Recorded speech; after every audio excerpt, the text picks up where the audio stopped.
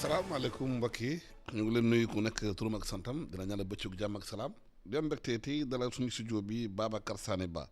muy président alternative citoyenne coalition Mimi 2024 Babacar ñu ngi lay nuyu di la dalal si studio i rajo ITV da ngeen ne benn maanaam téere temps yi di waxtaan ci li xamante ne am na solo loolu affaire diaspora ci mbirum diaspora bond maanaam réew mi dafa toll fi xamante ne dañuy wut fépp fi xamante ne mun a am koppor pour participer ci développement réew mi lan moo tax nga wax mbirum diaspora bond loolu mooy lan lu muy signifier. jërëjëf Alassane maa ngi lay nuyu di la sant di la gërëm ci invitation bi di muyu auditeur i rajo ak i télé yëpp di am mbégte ak contentement dellusiwaat fii ci yow di waxtaane wàllu diaspora comme ni nga ko waxee mu nekkoon bànqaas boo xam ne bind naa ko ci téere bi nga xam ne bindoon naa ko ci wàllu diplomatie économique. waaw diaspora bond nag dafa nekk li ñuy wax obligation souveraine. obligation souveraine dafa nekk titre de dette nga xam ne ay état bu ñu ñëwee ci marché financier yi dañuy émettre li ñuy wax titre de dette pour mën a yëkkati xaalis lépp xaalis ci investisseurs yi ci àdduna bi. donc loolu moom la ñuy oowee obligation souveraine donc dina permettre aussi état bi bu ñëwee ci investisseurs yi mu émettre ay titres li ñuy wax des bons de trésor des titres de dette pour mën a leb xaalis. ñu mën ko émettre ci monnaie locale ci franc CFA wala ñu mën ko émettre aussi ci des devises fortes muy euro wala dollar. ñu jàpp aussi ne xaalis état bi buy leb investisseurs yi dañuy jàpp ne bor boobu wóor na ndaxte état am na possibilité lever ay impôts wala am na possibilité am li ñuy wax un levier budgétaire pour mën a fay ay borom mooy li ñuy wax service de la dette ci budget bu Sénégal. léegi nag diaspora bond yi dafa nekk benn produit boo xam ne donc ci obligation souveraine yooyu donc obligation la bu ñuy tabax jëmale ko ci wàllu doom yi Sénégal yi nekk ci bitim réew. ñu jàpp ne li tax façon bor boobu gën a dëgër yeneen bor yi parce que bor boobu déjà mën nga ko libellé ci monnaie locale mooy que ne ci franc CFA boo ko defee ci franc CFA mooy que ne doo am ay fluctuation taux de change parce que boo ko defee ci beneen devise étrangère mën nañ bu ñu koy fay mu am ay fluctuation ci taux de change bi beneen bi mooy bu fekkee ne sa ay doom yi nekk ci bitim réew ñoo lay lebal dañuy jàpp ne sentiment patriotique bi ñuy am ak niveau d'engagement bi ñuy am dafay wuuteeg investisseurs yi nga xam ne ñoom dañuy toog rek di xool investissement yi rendement bi ñu ci mën a am ak li nga xam ne aussi mooy perception risque bi. maanaam Sénégalais bi nekk marché bay comprendre loolu mooy. waaw état Sénégal. dafay dem seeti immigré yi maanaam diaspora am. waaw leb leen xaalis. absolument waaw absolument loolu te boo gisee am na déjà dëkk yu bëri yoo xam ne dañ ko def dëkk bu mel ni Inde depuis 91. 98 ba ci année 2000 yi dafa lever ay milliards de dollars ak State Bank of India donc ñu permettre ci ñu tabax ci ay infrastructures yu bëri ba pare renforcer réserve de change yi nga xam ne Inde am nañ ko dëkk bu mel ni Éthiopie ci presque 98 dafa lever li ñuy wax ay diaspora bond doomu Éthiopie yi nekk ci àdduna bi tey ñoom ñoo lebal xaalis Éthiopie ba mu tabax barrage hydroélectrique bi ngeen di dégg bi ñuy tuddee la Renaissance. boobu ay diaspora bond la ko Éthiopie lever. beneen dëkk bu mel ni Israël de 1950 à aujourd'hui presque 35 milliards de dollars la Israël yëkkati ci ay diaspora bond ay doomam lebal ko ci àdduna bi. parce que say doom bu ñu lay lebal xaalis tey perception risque dafa am. dégg ngeen fan yi passé ñu ne dañu dégrader notu Sénégal.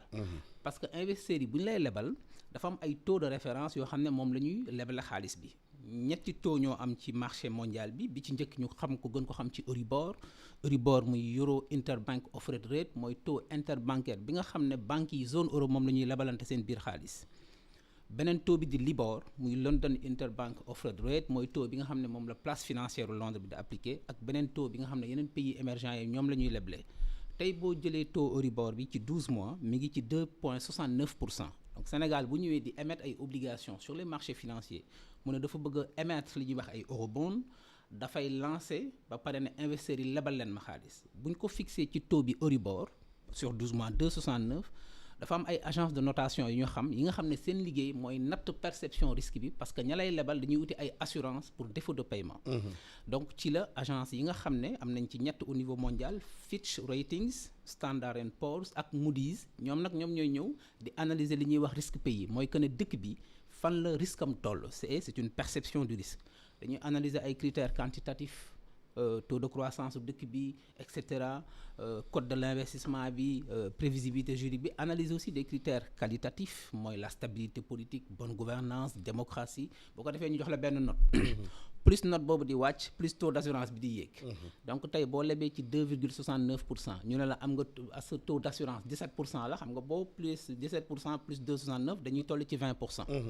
donc loolu moo tax tey ñu nekk ci crise de la dette parce que perception bi dañuy wax le risque est exagéré en Afrique parce que ce sont des agences qui sont assis à l'autre bout et qui ont une perception souvent exagérée du risque. donc loolu tax na aussi ñun Afrique ñu war a tabax suñu agence de notation boo xam ne dañuy contextualiser ñoo xam ne toog nañu fii xam nañu aussi les réalités alors que booy ñëw di leb ci sa diaspora perception risque boobu day wàññeeku parce que ay doomi réew mi lañu xam ne dañu bëggal lebal seen dëkk xaalis pour tabax développement li ñuy wax impact investing. donc loolu moo tax tey bi ñu nee dañu baisser notu Sénégal ñu gis ne crise de la dette am na parce que am nañu déficit budgétaire. donc on a une tension budgétaire ñu ne nag léegi Sénégal yan levier la war a def pour ut ay façon financement yu bees. bi ñuy xalaat loolu man maa ngi koy jàngat ci sama téere bi financement yu bees yi Sénégal war a am. daf ci am yu bëri bi ci njëkk mooy ñu war a diversifier suñu économie bu ñu ko diversifier yokk suñuy élargir suñuy horizon de partenariat économique donc élargissement des horizons géographiques ut ay partenaires yu bees boobu benn levier la beneen bi gouvernement Sénégal loolu lay def mooy ñu mobiliser. ñu accélérer la mobilisation des ressources intérieures mooy relever assiette fiscale bi yaatal ko ba ñu ngi du doon fay impôt commencé di fay gis ngeen trimestre bi passé yokk nañu assiette fiscale bi beneen bi mooy ñu imaginer des sources de financement yu bees alternatives parce que y a les prêts conventionnels classiques ak les prêts concessionnels yi organisation multilatérale de financement yi di joxe ay banque mondiale ak yooyu wala les eurobonds boo ñëwee ci marché bi ak financier ak investisseurs internationaux wala nag léegi ñu ne nañu xool li ñuy wax diaspora bond mooy donc des titres de dette émis pour mobiliser l'épargne say doom yi nekk ci biir àdduna bi donc loolu mooy. mais loolu boo ko naree def. waaw il faut nga présenter diaspora bi et projet yu clair yu leer. absolument ñu xam ne fu ñu dugal seen xaalis bu ñu ko dugalee am nañu garantie. absolument parce que gis nañu fii lu bëri diaspora bi yenn saa. waaw même du point de vue même familial. waaw ñu envoyé xaalis fii ci réew mi. pour ñu tabaxal leen kër. ñu ñëw. ñefe bitim réew. dañ ñaar fi duñu gis benn kër. absolument escroquer leen triande leen. waaw confiance bi naka la ñu établir. absolument donc la première chose d'abord bi état bi war a def mooy déjà ñu identifier yan projet la ñu bëgg a jox pour diaspora bon ñu financer ko. mooy lu ci mel ni ay projet d'infrastructure ba pare ñu aligner ko ci suñu référentiel bi nga xam ne moom la ñu teg tey Sénégal 2050 ñu identifier des projets d'infrastructure par exemple extension de l'aéroport international Blaise Diagne extension aéroport boobu tey mën nañ ko génne teg ko muy projet bu clair boo xam ne Sénégal bëgg na ko def pare ñu proposer ko financer ko par des diaspora bonnes. tey ci Sénégal ci projet bi nee nañ dañu bëgg a def 8 pôles territoires le pôle centre bu Kaolack dañu bëgg a tabax foofu un hub logistique parce que c'est une région carrefour et donc hub logistique boobu tey mën nañ ko aussi soumettre ay diaspora bonnes ñu financer ko mais bu boobaa il faut d'abord ñu def design produits financiers yi nga xam ne bëgg nañ ko def mooy que ne lancer des obligations diaspora sur du moyen terme donc 5-10 ans maximum ba pare am li ñuy wax un ticket d'entrée accessible diggante 500 ba 1000 euros ba pare bu ko defee sénégalais bi quelle que soit la capacité d'épargne mën a jënd donc ay investissement et loolu boo ko bëggee def aussi il y a un préalable mooy d'abord il faut créer une agence dédiée pour la gestion de ces fonds diaspora rappelez-vous Inde dañ ne woon Bank of India moo ko doon conduire tey mën nañu créer benn agence dédiée boo xam ne moom mooy toppatoo diaspora bon yooyu en collaboration avec la Caisse des dépôts et de consignation parce que rappelez-vous la CDC c'est la plus grande banque publique du pays et ñoom ñoo am ay ressources longues donc bu ñu tabaxee benn agence dédiée pour les diaspora bonnes boo xam ne Sénégal danaan damay def benn agence pour dem tabax pour dem liggéey ci diaspora bonnes yi mu am collaboration avec la CDC qui a des ressources longues bu ko defee ñu mën a identifier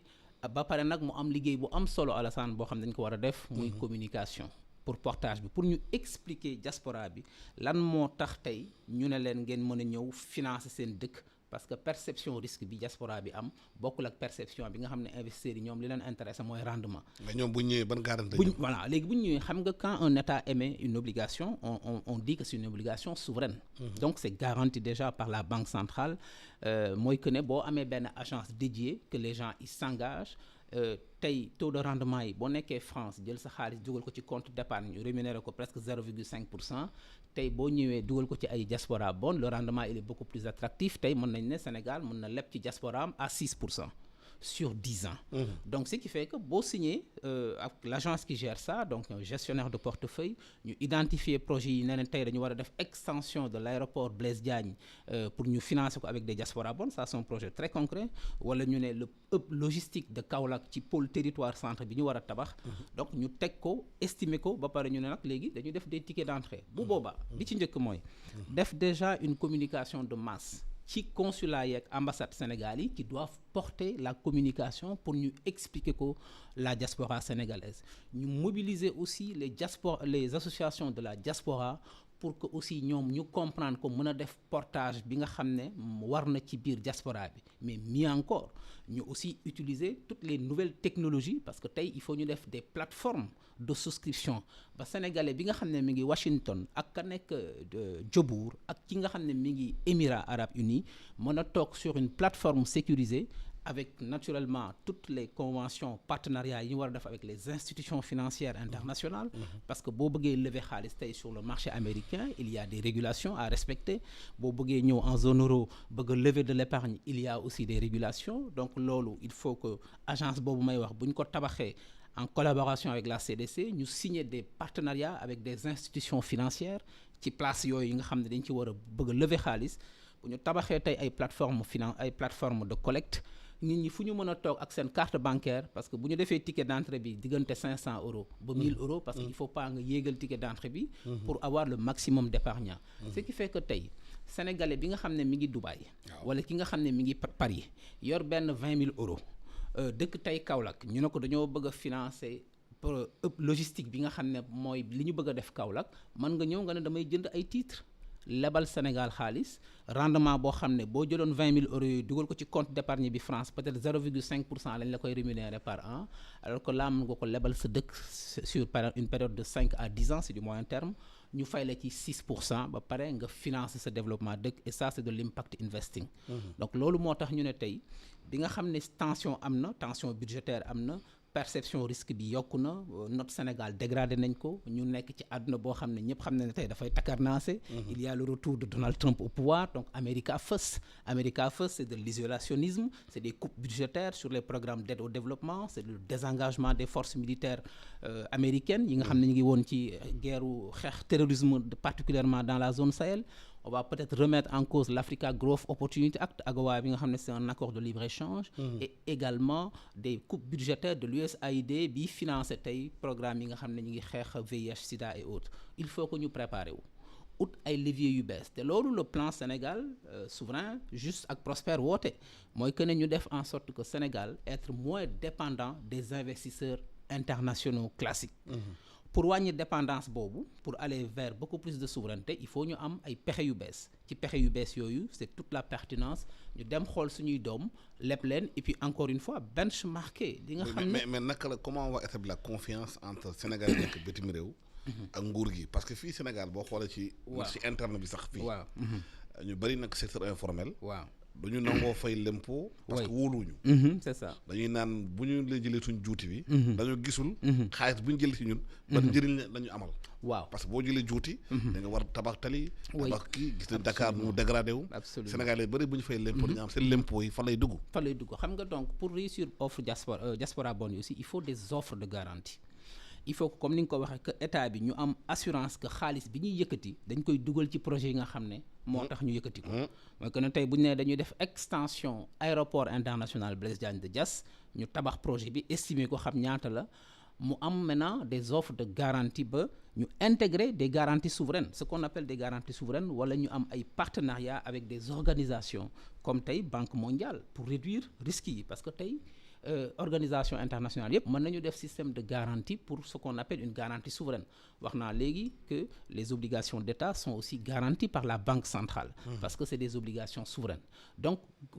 mais pour assurer système offre garantie boobu il faut ñu am une agence dédiée ñoo xam ne ce sont des spécialistes gestionnaires de portefeuille du affaire politique quoi tey si on crée une agence spécialisée ne leen yéen seen liggéey mooy ngeen organiser tabax diaspora bon yi ci Sénégal donc on va mettre là-bas des spécialistes des finances des marchés ñi nga xam ne loolu mooy seen liggéey des gestionnaires de portefeuille ñi nga xam ne xam nañu marché yi di analyser des projets peu risqués parce que aussi les investisseurs bu ñuy ñëw dañuy xool aussi ce qu'on appelle les projets qui sont peu risqués yi nga xam ne ils sont le taux de rendement il est bon parce que investir ñu pour perte seen xaalis malgré le fait que on part du principe que diaspora yi il y a moins d'aversion au risque parce que bon ils se disent que sama dëkk laay financer et comme on dit transposer les réussites ailleurs parce que j'ai rappelé tout à l'heure que Israël de 1950 à nos jours a mobilisé 35 milliards de dollars US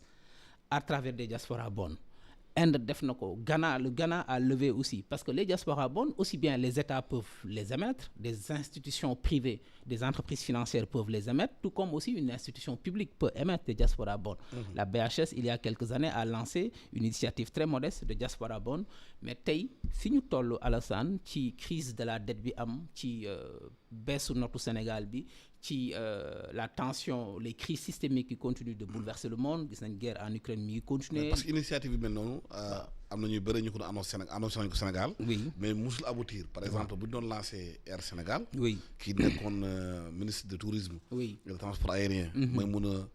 Souran. ne woon na 11% capital bi. oui dañ ko réserver. c'est ça maanaam Sénégal de l'extérieur. absolument musul aboutir. waaw parce que en réalité c'est que loolu boo ko bëggee def comme je dis il faut pas mettre la charrue avant les bœufs. On veut recapitaliser Air Sénégal.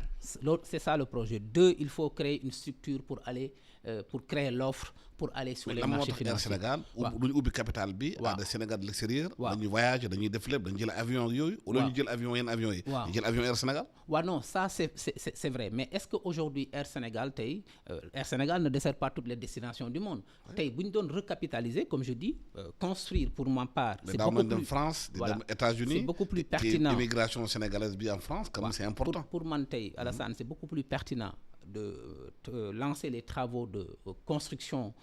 en tout cas de l'extension de l'aéroport international Blaise Diagne avant de penser à la recapitalisation de Air Sénégal parce que c'est d'abord construire l'infrastructure aéroportuaire mu gën a taxaw parce que benn terminal la ñu am il faut d'autres terminaux le port de Ndayane c'est un terminal que Dubai Port va construire on doit avoir d'autres terminaux n'est-ce pas tey on a des projets d'agrobusiness que nous devons construire ci ay projets agrobusiness mooy les 45 zones économiques spéciales yi nga xam bëgg nañ ko tabax tey politique transformation industrielle bi Sénégal def donc ñu war ko tabax mooy agro-industrie gis ngeen pour affaire ñu transformer suñuy produits localement ñu war a mën a aussi lancer li ñuy wax des green bonds mooy des bons verts sur la finance verte la finance climatique mais Alassane mais souvent problème bi gën a rëy mooy la confiance c'est-à-dire naka la ñu diaspora bi. waaw mun a wóolu. waaw génne seen xaalis dugal. mais xam nga tey parce que immigré yi bu ñu gis histoire ñu raconté Sénégal fii. nga def 15 ans 20 ans 30 ans liggéey ba bëgg a dee. waaw nga yëg si xaalis dugg si réew. waaw nga yëg si fii fekk sa famille ne ko fuuf. non nga surtout dans à la rue yooyu dafa indi ay choc yu bëri. waaw parce que souvent nit ñi aussi duñu jaar dans les circuits régulés d'investissement. Je prends le cas du marché financier de la bourse à Abidjan, la BRVM, qui est la bourse régionale des valeurs mobilières. Am na ay intermédiaires ñuy woowee par exemple CGF Bourse ñu ngi fii Dakar ce sont des gestionnaires de portefeuille ñooñu boo leen jëlee nga ubbi compte titre ci ñoom nga jox leen sa benn 50 000 euros wala sa benn 50 millions ne leen dama bëgg ngeen demal ma ci marché financier bi jëndal ma ay actions. mais loolu émigré bu jaay café Marseille lu mu xam si waaw mais non mais aujourd'hui c'est ça le débat maintenant il faut donner l'information porter l'information ñu dem ci biir diaspora bi wax naa ko léegi ambassades yeeg consulats yi commencé def travail de portage boobu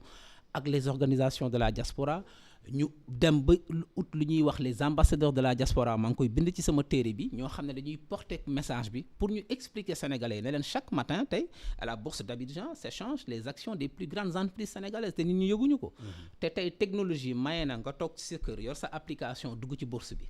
technologie maye na nga tey yor toog sa kër ubbi sa ordinateur connecté ci benn plateforme xam nga amuñu culture banque amuñu culture waaw boobu c'est de l'éducation rënk rek la ñuy xam waaw wóoluwuñu banque yi sax ñoom waaw c'est de l'éducation financière mais xam nga tey c'est le rôle de l'État de faire en tout cas cette éducation financière là tey bu Sénégal ne dañu bëgg a lancer ay diaspora bond parce que jàpp nañu ne c'est une nouvelle source de financement parce que effectivement c'est une nouvelle source de financement Alassane donc li ma wax mooy Sénégal bu ñu samper une agence dédiée wala en tout cas un fonds spécifique dédié ñu identifier un portefeuille de projet bu ñu war a soumettre diaspora bi à des rendements très attractifs signer des conventions avec des institutions internationales pour assurer la question de la garantie signer du point de vue de la régulation avec des banques ay signé ay accord ak ay banques partenaires ci dëkk yëpp sénégalais yi nekk pour mën a yëkkati xaalis bi bu ko defee on met tout un écosystème et képp ku dugal sa xaalis di nga am une visibilité une prévisibilité juridique xam xaalis bi fi nga ko dugal fan la jëm parce que le projet il est clairement identifié ba pare de temps en temps nga am un aperçu état d'avancement bi et cetera mais loolu yëpp c'est son écosystème boo xam ne war nañ ko mën a tabax